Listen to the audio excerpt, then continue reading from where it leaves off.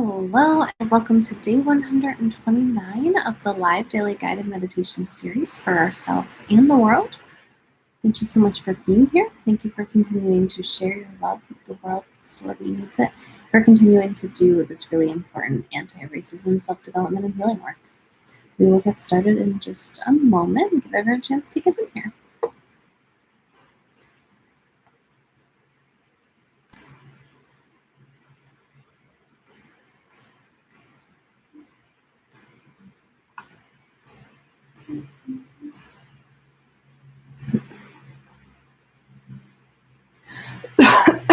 Excuse me.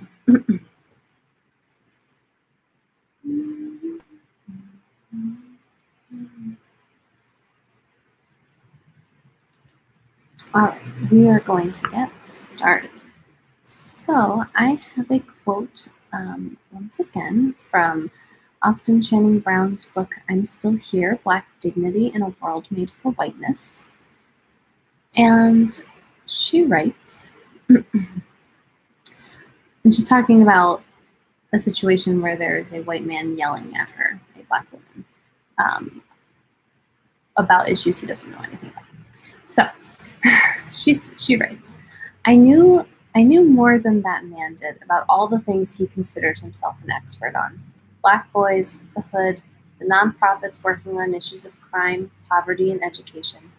But instead of recognizing that I am flesh, blood, emotion, real, a human, he had taken all these things for granted, speaking to me in a way that he wouldn't have to anyone who looked like him.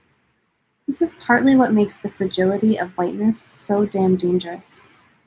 It ignores the personhood of people of color and instead makes the feelings of whiteness the most important thing.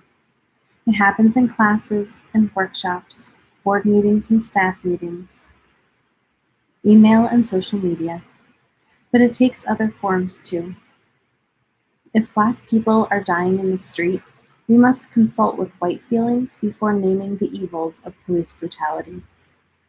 If white family members are being racist, we must take grandpa's feelings into account before we proclaim our objections to such speech. If an organization's policies are discriminatory and harmful, that can only be corrected if we can ensure white people won't feel bad about the change.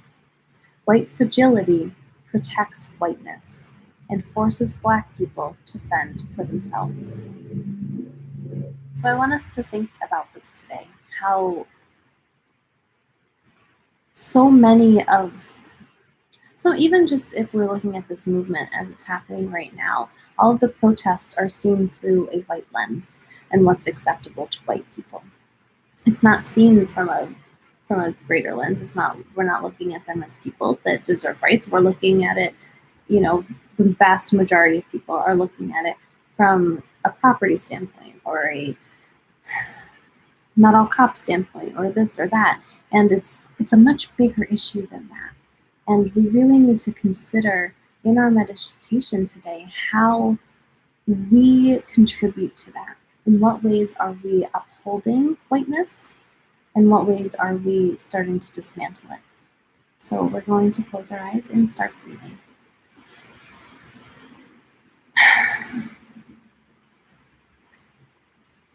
So you're taking long, deep, slow breaths in through your nose, feeling the inflation of your stomach and your lungs, feeling the shift from inhale to exhale, and exhale to inhale,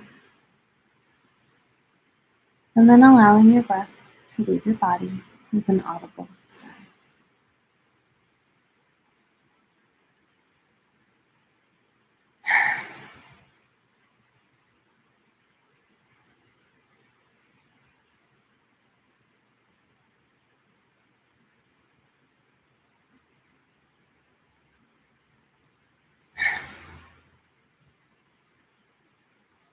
With every audible sigh, starting to relax a little bit more into our position, starting to ground and center yourself, starting to find stillness.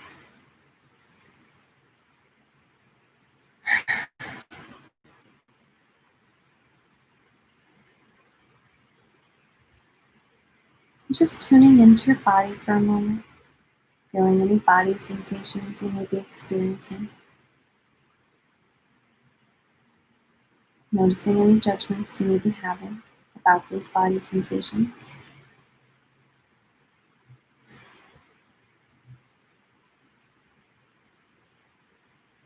Noticing your mood or any emotions you may be having, and any judgments you may have about those emotions or your mood.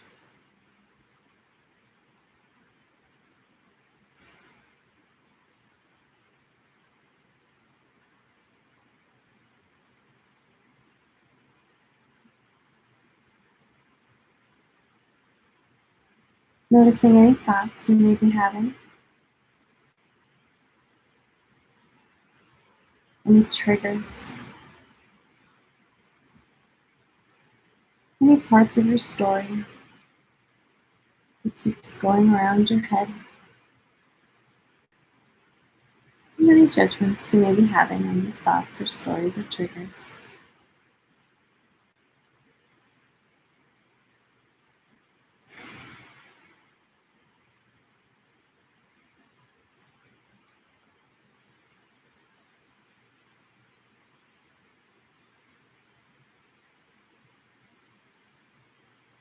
And then any sounds you can hear, or anything else in your experience right now.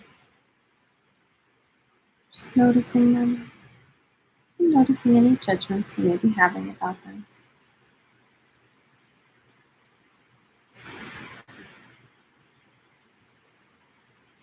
And remembering, we're just witnessing and observing, bringing mindful awareness to the present moment without trying to change anything, without trying to judge anything.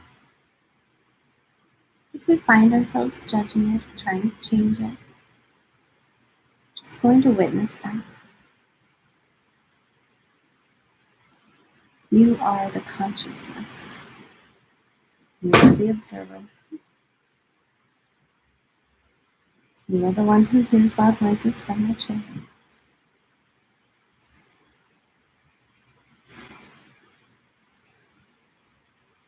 And in this space, let's just consider for a moment the idea of whiteness and white fragility, and especially if we are white, how we may not be able to see or understand these concepts quite as clearly.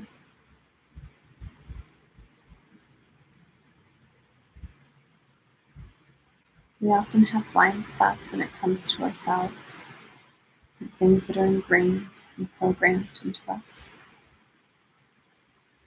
And this is why we meditate and we practice mindful awareness, so that we can start being open to those things and start seeing them as they are, clearly.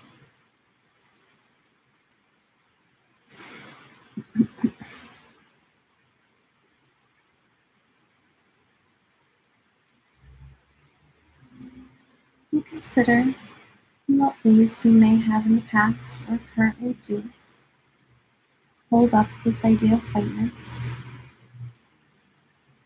and whiteness's standards or expectations.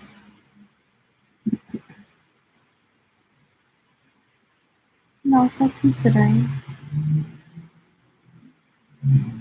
how, while we may not identify as whiteness as the cause, we might just think it's normal. And that's because we grow up in whiteness. White people grow up in whiteness. So recognizing that our experience may have just reinforced what we think is normal, but might not actually be normal. And considering also the ways that you've started to dismantle the normalcy of whiteness and whiteness standards in your life. How you've started to dismantle your own white fragility.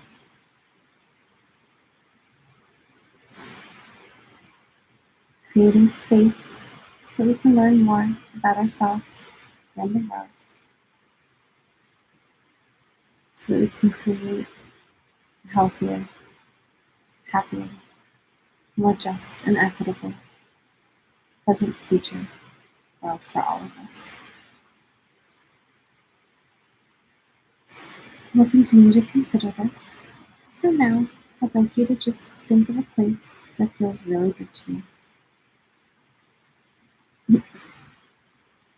A place where you feel happy and healthy, safe and connected, peaceful and calm, loved and loving, and whole and complete.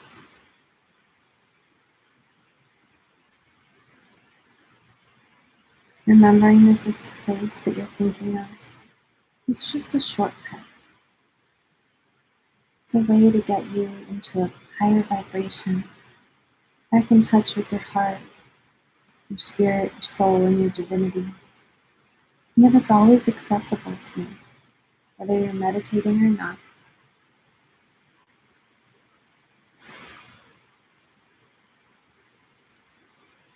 Feel these good feelings in and around you.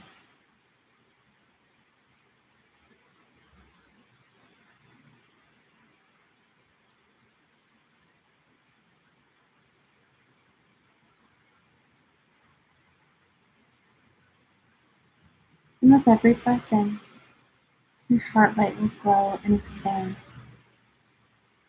easily and effortlessly.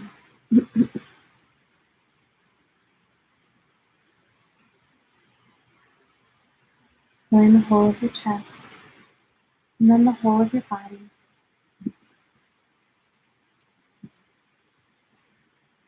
Blessing each and every cell in your body.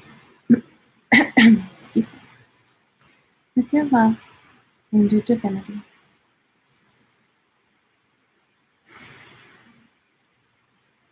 And your heart rate continues to grow and expand, bursting out of your body into the space around you.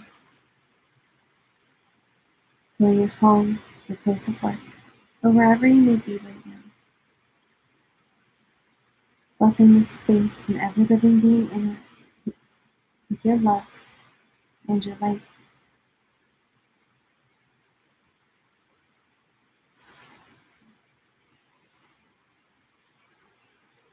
And your heart light continues to grow and expand, floating out into your neighborhood, your town, your city, engulfing your state or province or territory, engulfing your entire country or nation, and engulfing your entire continent, blessing each and every living being on your continent with your love and your light.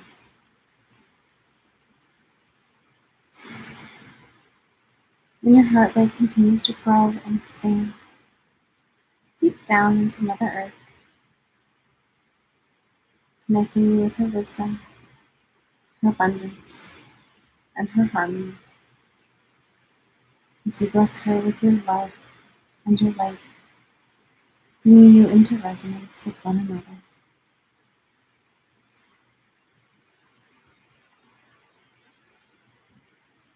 And your heart light continues to grow and expand, engulfing the entire planet in your love and your light.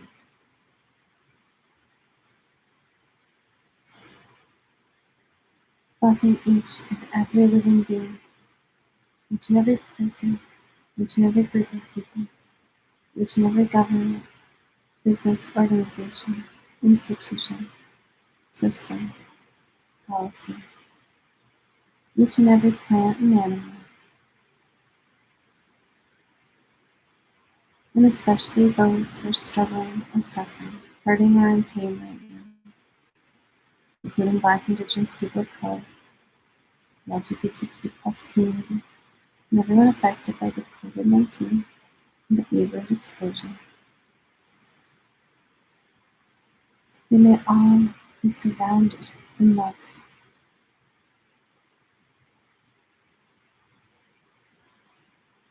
They may be supported, appreciated,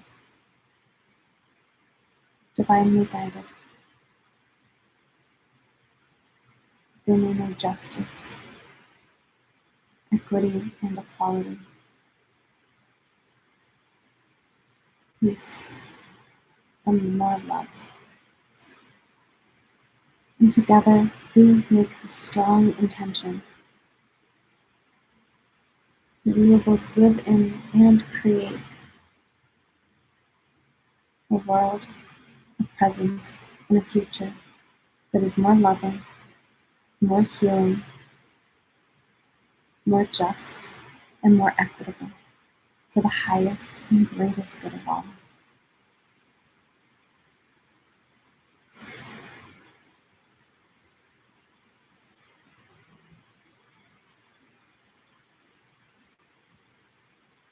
And our heart light continues to grow and expand out into every part of space, infinitely expanding, just as the universe is infinitely expanding, just as the divine is infinitely expansive, because you are the universe and the divine. You are infinite, and you are love. We're going to sit in this expanded state of love for just a moment longer. And once again, considering whiteness and whiteness's standards, and how it hurts and harms people of color. And considering your own role in upholding or dismantling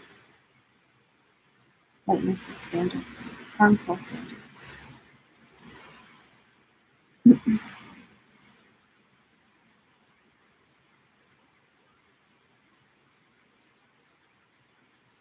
And the fact that whiteness has standards is harmful in and of itself.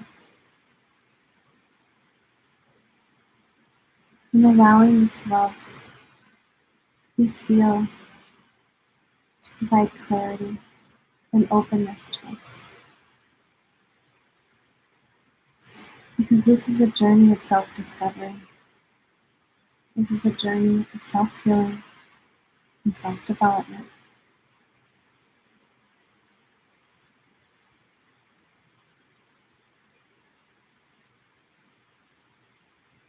And that opens the doors to so many other things, good, positive things.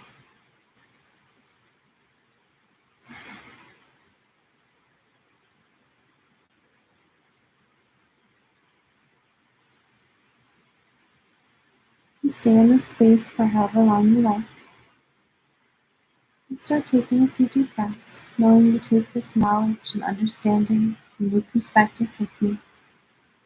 This love and openness.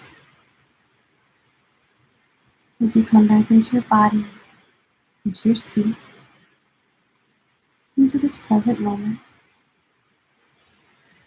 And when you're ready, you can open your eyes. Thank you again for joining for day 129 of the live daily guided meditation series for ourselves and the world. Thank you for continuing to share your love with the world that sorely needs it, and for continuing to show up and create community in self-healing and self-development work, especially around anti-racism.